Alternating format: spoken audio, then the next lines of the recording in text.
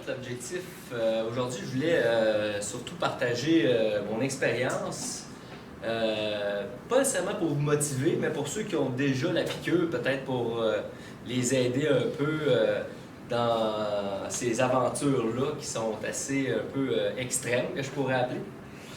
Donc, premièrement, je veux dire comme préambule que je fais pas ça pour être en santé. Okay, les ultra-trails, je pense pas que ce soit ton cas non plus. Parce que même que la semaine prochaine, vous surveillerez, là, je vais mettre un article sur le site internet de Coforma, mais tu sais, quand tu cours trop longtemps, là, c'est le contraire. Tu renverses la vapeur, puis là, c'est plus pour ta santé. Même tu as des risques plus élevés de mort subite, surtout quand tu vieillis. Fait que non, c'est pas pour la santé. Je pense pas que ce soit bon pour mon corps de courir 20 heures de temps dans des montagnes. Je pense que 1 heure par jour, pendant 7 jours, faire d'exercice physique, c'est comme vous éliminez toutes les causes de mortalité possibles, puis vous êtes en forme. Okay? Ça, puis mangez bien. Fait que faites pas ça pour être en santé. Okay? C'est mon petit côté moralisateur. Pourquoi je fais ça? Ben, j'ai appris que c'était pour répondre à un besoin d'accomplissement. Okay? Je pense qu'on a tous ce besoin-là. Il y en a qui ont besoin plus d'accomplissement que d'autres. Puis il y en a que tu peux répondre ça dans ta famille, dans ton travail. Mais moi, la course à pied, ça répond beaucoup à ce besoin-là. C'est ça, quand j'étais jeune, quand j'étais jeune, je faisais du kickboxing. Puis ça répondait à ce besoin-là. Puis je me suis rendu vite compte que j'étais bon à la course à pied parce que mon coach, il donnait tout le temps une bouteille de Gatorade à ceux qui réussissaient à finir avant moi la course, tu sais. Fait que je savais que j'avais un petit talent pour la course à pied. Fait que c'était rendu là une guerre. Si vous arrivez avant Samuel, je vous paye le Gatorade. Ça arrivait jamais. Mais ça les motivait. Mais c'est ça. Puis après ça, là, le kickboxing, ça commençait à être dur. Fait que là, j'ai dit, c'est assez, là, mon corps, il ne supporte plus de manger des coups. Fait que là, je me suis en allé dans la course à pied, mais je détestais ça, la course à pied. Même si je savais que j'étais pas pire en kickboxing, à chaque fois que je courais, j'haïssais ça. Je faisais 5 km, j'avais une crampe, je voulais arrêter, je retournais chez nous. J'avais tout le temps les crampes pendant 1 an, je courais, puis j'avais des crampes. Puis je le faisais juste pour améliorer mon cardio, pour faire du kickboxing. Puis à un moment donné, je suis parti en retraite en Asie. J'ai médité beaucoup. Puis là, quand je suis revenu, puis je me suis mis à courir. Là, je trouvais ça plus facile. On dirait que j'étais plus zen avec ça, même si c'était sur la route, puis c'était long. Tu sais, j'avais comme laissé de côté les pensées négatives, puis je filais là-dedans, puis j'adorais ça.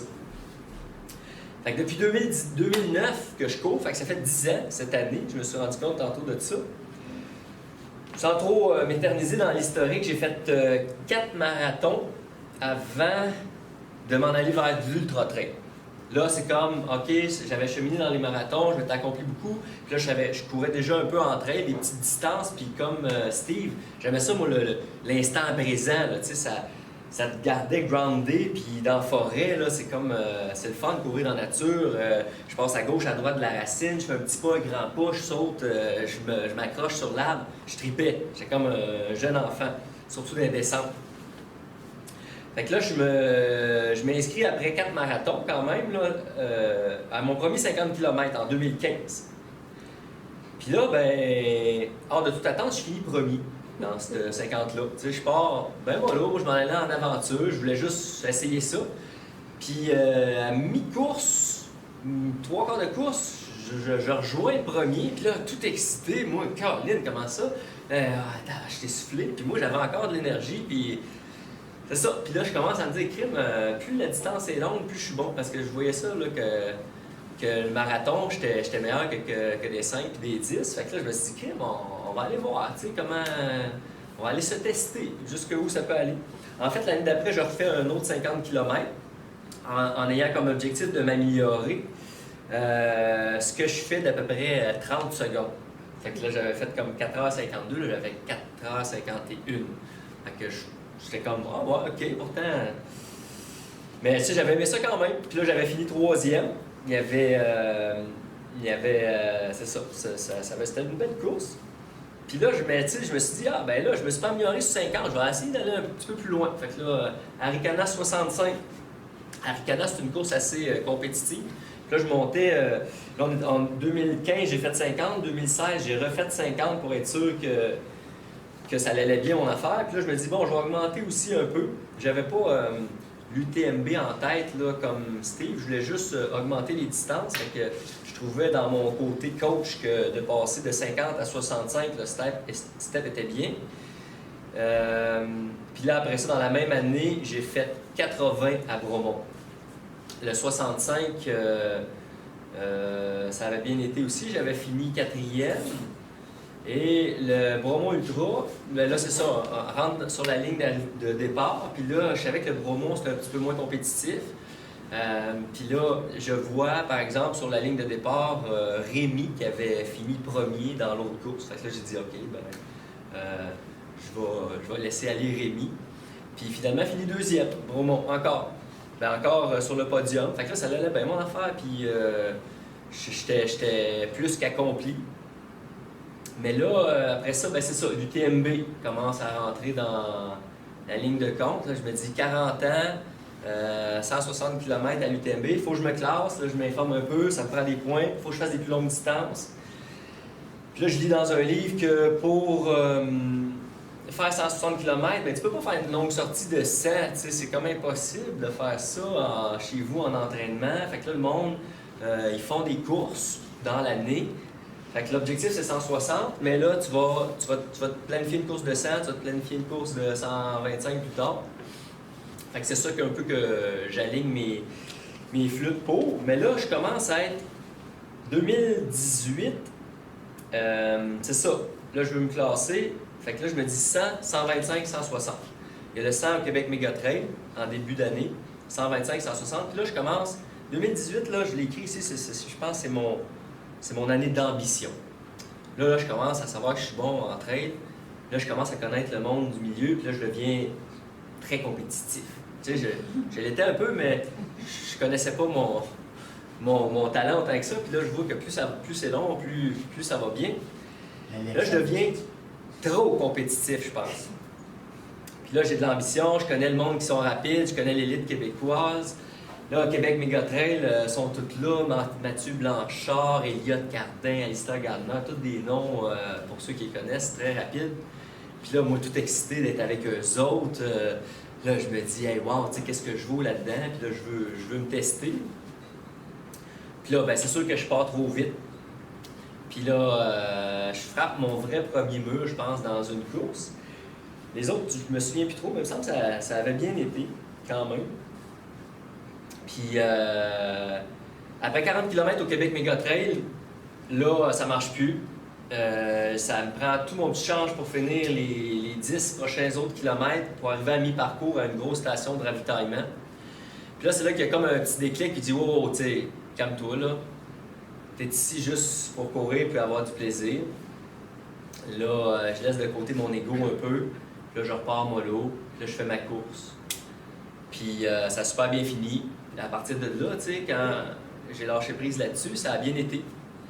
Mais je me suis pas dompté parce que, hors de toute attente, je me suis mis à remonter du monde quand ça allait bien, puis j'ai fini 3e. Fait que là, ouais, tu sais, ça va vraiment faire.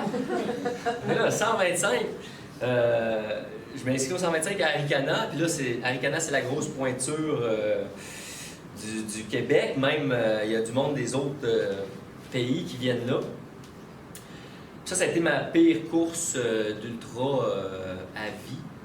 Parce que là aussi, je suis revenu dans mon ego. Je me dis, bon, je vais aller essayer de tenir l'élite québécoise, même l'élite américaine, pour finir la course. Là, il y avait David Jecker qui était là, qui est mon coach présentement, mais qui ne l'était pas à cette époque, mais moi que je connais beaucoup. Puis là, je cours dans le trail, puis là, je le vois, lui, en avant, en train de le rattraper. Waouh, là, je sors même mon vidéo, c'est David Jecker qui est en avant. Hey, tout excité de ça. Moi, qu'est-ce que je fais ici, tu sais? Je me sens pas à ma place, tu sais. J'ai encore de la misère à comprendre pourquoi ça va bien. Mais c'est ça, je l'accepte. C'est-tu de la chance, c'est-tu du talent, c'est-tu du mental, je ne sais pas trop encore. Mais puis là, ça allait bien, puis encore. Après ça, par exemple, je pense à mi-parcours, là, j'ai eu un gros down, ça n'allait plus bien. Là, le monde, c'est la première fois que le monde me rattrapait. D'habitude, moi, je suis très conservateur dans ma course. Puis après, la dernière moitié de course, là, je rattrape le monde. Puis là, là, je me faisais rattraper. Là, je voyais du noir, je savais plus. Là, à Arikana, il y avait des bornes à chaque kilomètre. C'était comme interminable. Mentalement, j'ai dit, ça finira jamais. Qu'est-ce que je fais ici? Pourquoi je fais ça? Les courses de marathon, tu sais que ça va finir. Ça finit pas. C'est juste des kilomètres. Tu te dis, ouais. Moi, j'aimais ça, tu sais, faire le party à la fin. Mais justement, là, répondre à mon besoin d'accomplissement. Mais là, tu t'accomplis pas pendant que tu cours, là. Tu fais juste jamais finir. En tout cas, toutes les pensées, je les partage, là. Mais c'est ça, c'était pas nécessairement des bonnes pensées. Puis, je finis ma course, puis là, je finis 7e, ce qui est quand même pas si mal, mais là, je veux plus d'en faire. Puis là, je suis déjà inscrit au Bromont parce que je voulais me classer pour l'UTMB, le 160K. Là, je dis, je vais laisser passer 2 semaines, mais ça me tentait pas. Je dis, je vais descendre ma distance, tant pis pour l'UTMB. Il y avait 3 semaines entre les deux. Dans les 2 semaines, j'ai comme juste récupéré, j'ai même pas couru. Après ça, je me donnais la dernière semaine pour me décider. Finalement, j'ai dit, OK, j'embarque là-dedans, puis advienne que pourra, au pire, j'arrêterai. Puis là, fait le 160 km, puis c'est dur, hein, à chaque fois.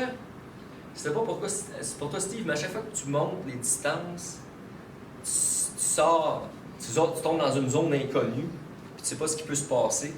Puis à chaque fois que je faisais ces courses-là, mettons que j'avais fait un 100, puis la course d'avant c'était 80, les 20 derniers kilomètres, j'avais plus de jambes, j'étais plus capable de descendre, j'ai mal au quadriceps, je monte, puis là je m'accroche partout.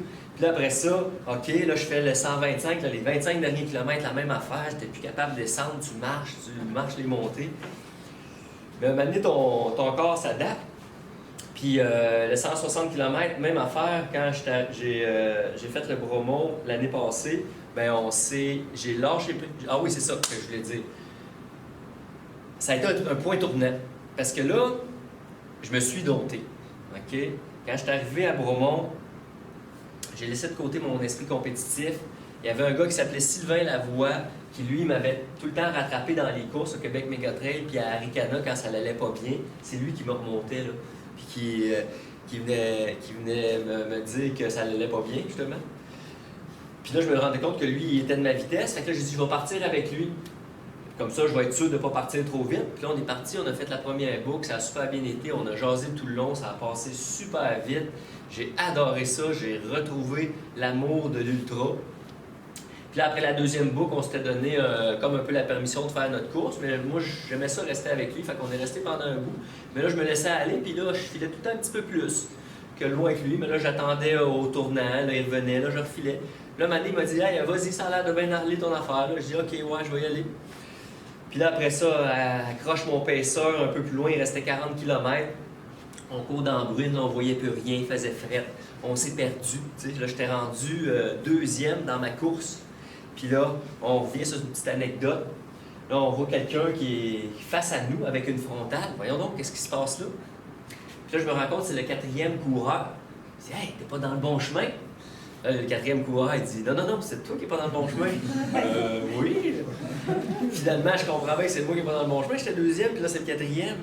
Là, j'étais tout en train de faire le chemin en sens inverse. Puis là, finalement, je change de bord, puis on repart de l'autre bord. Puis fini 3e au Bromont Ultra l'année passée. Fait que j'étais très content, surtout que je trouvais que ça avait été plaisant. Même si je m'étais perdu. Mon paisseur était très déprimé de tout ça. Il ne m'a pas parlé pendant 1 heure. Fait que c'est comme moi qui ai dû le supporter un peu pour qu'on continue cette course-là. Mais j'étais zen avec ça. Fait que là, tu voyais que c'est ça, j'avais laissé de côté mon esprit compétitif, puis ça me dérangeait pas en tout d'avoir perdu une place sur le podium. Fait que 2019, j'ai laissé de côté mes ambitions, j'ai lâché prise sur beaucoup de choses. Puis là, je vois que le temps file, là, mais ma course à Bromont, pour peut-être sauter tout de suite là-dessus, cette année, j'avais déjà fait ces distances-là. Puis j'ai pas été à l'UTMB parce que même si je m'étais qualifié, ce qui était mon objectif, j'ai pas, à cause de la rentrée scolaire et de l'agenda familial, c'était pas quelque chose qui était possible. Donc j'ai décidé de reproduire un peu l'année qu'on a faite l'année passée. Puis là, c'était vraiment différent comme course. Quand j'étais au Québec Méga Trail, je l'ai refait et ça a été beaucoup plus vite. J'avais pas mal aux jambes, j'ai fini fort. Au Bromont Ultra, j'ai appris beaucoup des trucs aussi. Tu sais, là, je vous parle un petit peu au travers de mon chapeau de compétitif, là, qui n'est pas le même que Steve, mais j'ai commencé beaucoup à examiner mon matériel puis à essayer de voir comment je pourrais améliorer. Parce que là, je refaisais les mêmes distances, je me suis dit, tu sais, je veux m'améliorer, je veux faire plus vite. Fait que là, j'ai eu des conseils de Mathieu Blanchard. Il m'a dit, hey, ton gros sac à dos, là, laisse ça tomber, ça pèse une tonne cette affaire-là. T'as bien trop d'eau, fait que pars avec une petite gourde. Fait qu'à ce temps, je suis parti avec une petite gourde, une petite ceinture, je me suis allégé. J'ai engagé David Jecker, qui était mon coach. Je courais avec des bâtons l'année passée. Dans mes courses, cette année, je les ai laissés tomber. Aussi, je me suis allégé, je me suis désencombré de tout ça. J'avais une petite étude ici qui disait que les bâtons, c'était pas efficace, à part si tu vas à l'UTMB. Fait que je me suis dit, je vais essayer ça. Cette année, sans les bâtons, j'ai monté de Mont-Saint-Anne plus vite. Fait que je sais pas si c'est à cause de ça ou de l'entraînement.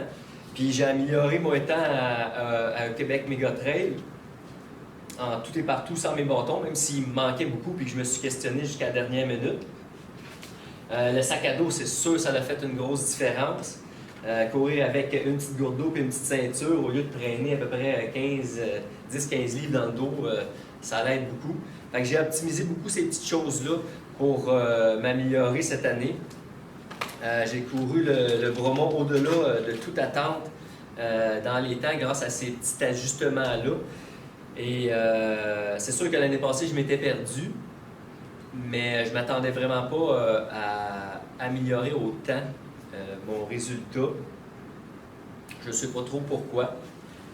Il y a une chose qui est restée depuis toujours, je bois du Vega Sport, je fais de la publicité. Je vous donne mes trucs en fait. Ça, c'est mon drink. Mes smoothies là, que je vous vends, c'est ce que je prends en trail. Je m'en ai mis dans les drop bags, puis à chaque fois que j'arrivais, c'était ma récompense. Le mental de se dire, il faut que je me rende au ravito, c'est parce que tu as des petits cadeaux. Le buffet, là, c'est le fun. Là. Tu t'en vas choisir tes affaires. Puis moi aussi, je choisis ma bouffe là-dedans, j'apporte rien.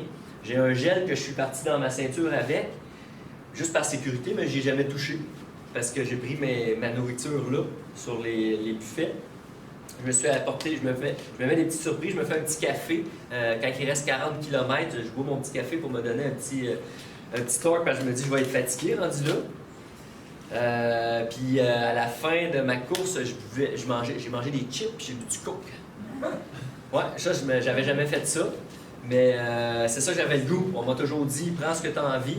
Fait que quand il restait à peu près 40 km, il y a la station surprise chez Chantal. Elle me marque tout le temps. À chaque fois que j'arrive là, il fait noir, c'est lugubre. Puis là, oups, Chantal est là. C'est vrai que ça fait comme une petite surprise. Je sais pas pourquoi il l'appelle de même, mais ça y va bien. Puis pourquoi je parlais de ça? Parce que j'ai mangé des chips puis j'ai bu du coke, là. C'est elle qui m'a conseillé ça. Des bonbons. Ouais, des bonbons. J'ai pris ça une fois puis j'ai eu des crampes.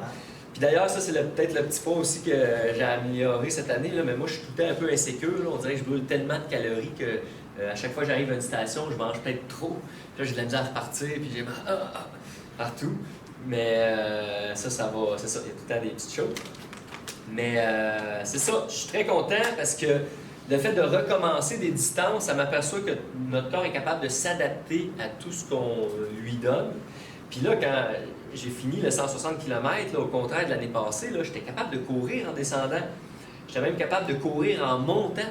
Quand j'ai fini ma deuxième boucle, les 40 derniers kilomètres de la deuxième boucle, j'ai dû courir 2 fois plus de montées que la première boucle. Je ne sais pas si vous me suivez, là, mais les boucles que je marchais, les montées que je marchais dans ma première boucle, là, j'y courais rendu à la fin. Ça allait bien, là, mon affaire. Là, j'avais les jambes lourdes, mais on dirait que c'est le début. Une fois que tu as passé au travers la gestion d'acceptation que tes jambes vont être lourdes, ben après ça, tu files puis tu te poses plus de questions. Parce que faut que tu le finisses. Ça a passé super vite. Honnêtement, je m'en ai même pas rendu compte. Je me suis amusé. J'étais rendu... j'ai été deuxième tout le long, puis au dernier ravito de la première boucle, j'ai rencontré le premier, puis il m'a dit « C'est ici que tu me dépasses. » Et je dis « Moi, je reste ici bien longtemps, je suis fatigué. » Là, OK. Il est reparti, mais il n'a pas fini il a arrêté après la première boucle. Deuxième tour, je voulais être sûr que je gagne, parce que là, ça allait bien. Quand j'ai croisé, je concours des fois sur le bord d'une route, il y a des sections planches. Il y avait un chevreuil qui venait de se faire frapper. Ça, c'est un peu triste là, pour le chevreuil. Mais là, il était comme sur la route, puis c'était dangereux pour les autres automobilistes.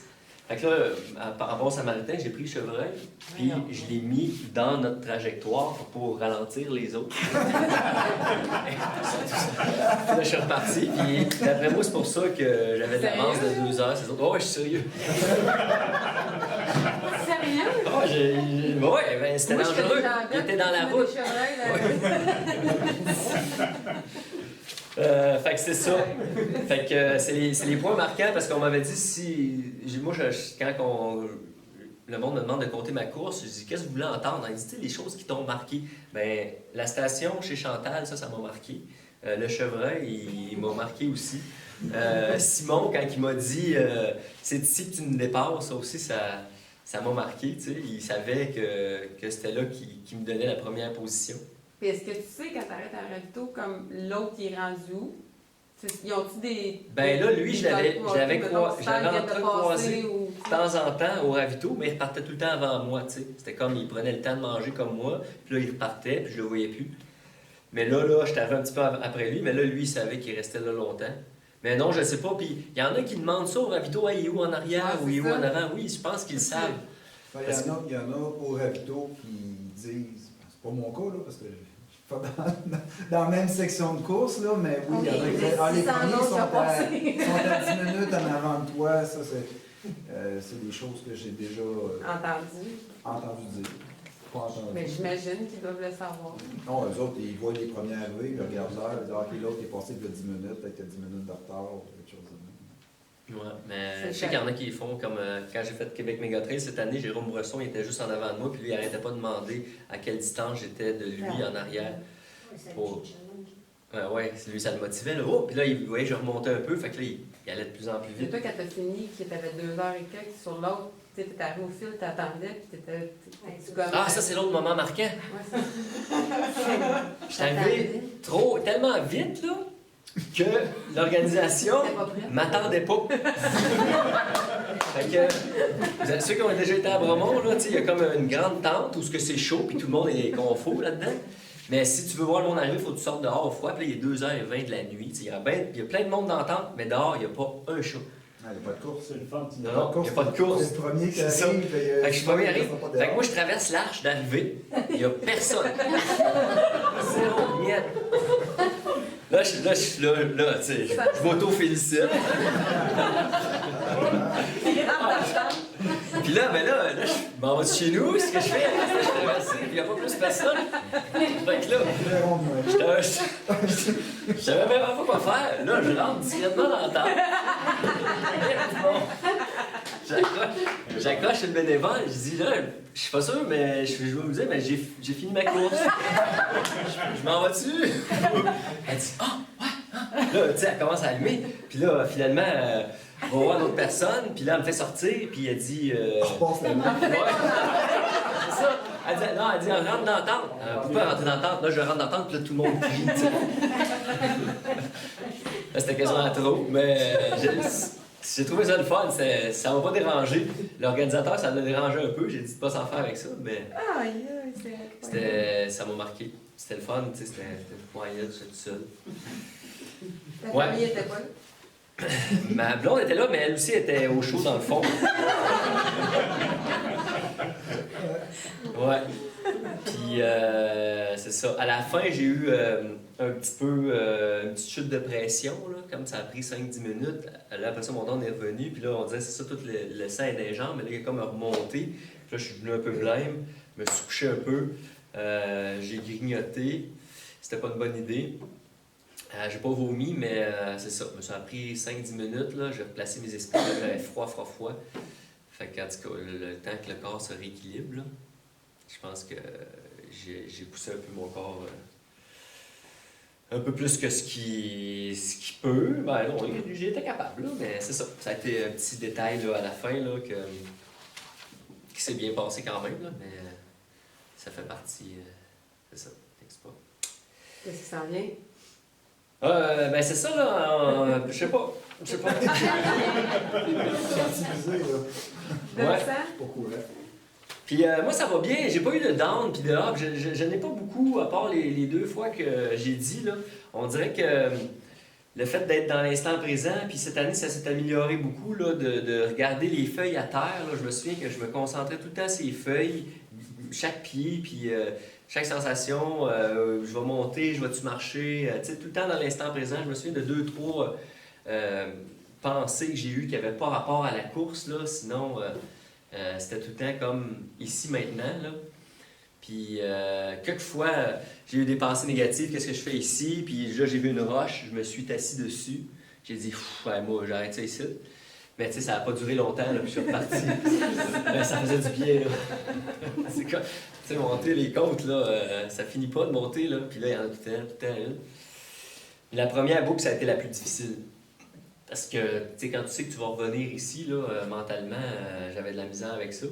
Puis une fois que je suis reparti à la deuxième, là tu sais, j'étais comme je retournais à la maison, fait que c'était plus facile mentalement. Fait que c'est ça, j'ai bien aimé mon expérience. Je sais pas si vous avez des questions.